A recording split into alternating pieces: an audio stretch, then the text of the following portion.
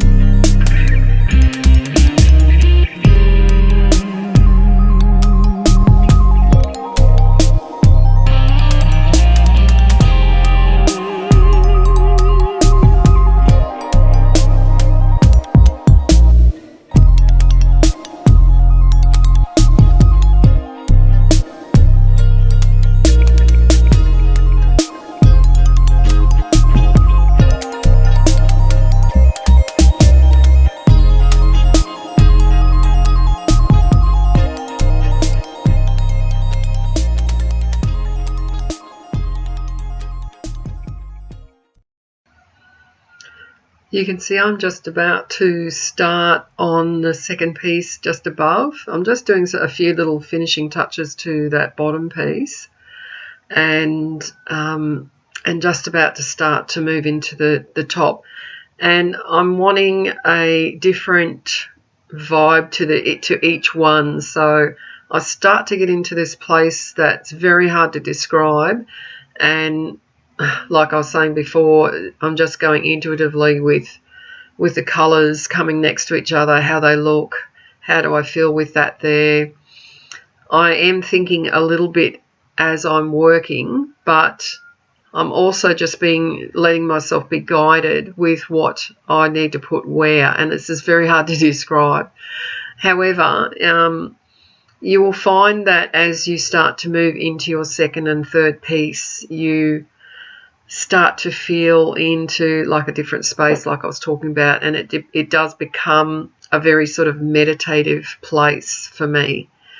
I find great comfort sometimes in just allowing that space to just play, just to sort of free myself a little bit, no expectations.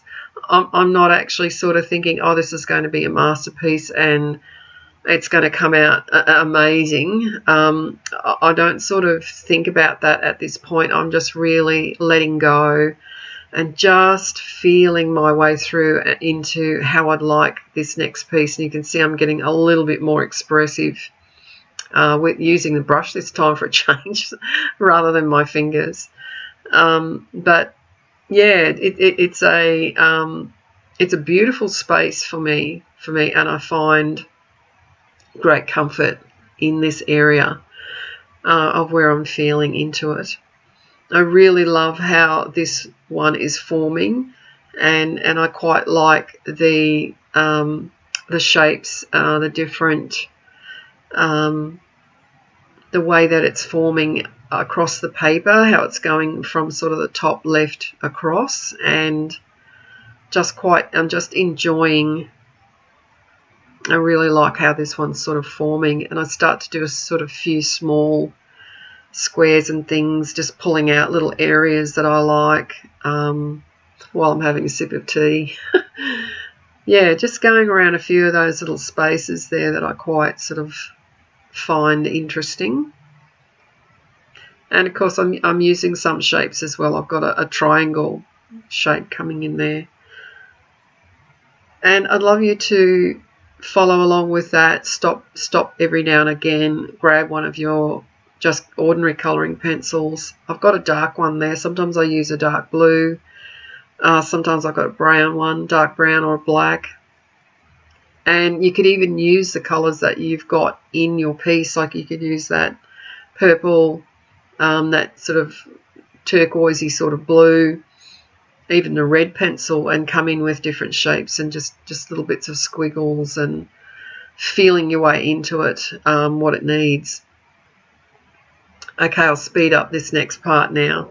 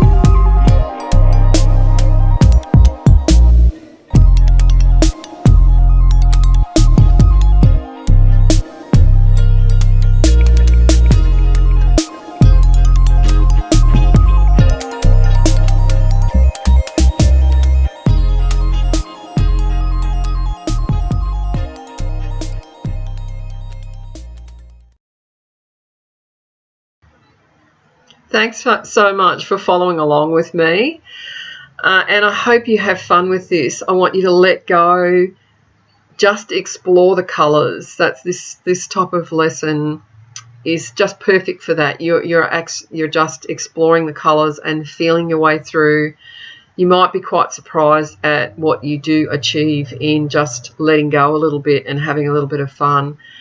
And don't put that pressure on yourself. So don't forget, subscribe, and I'll see you for the next video. Thanks for following.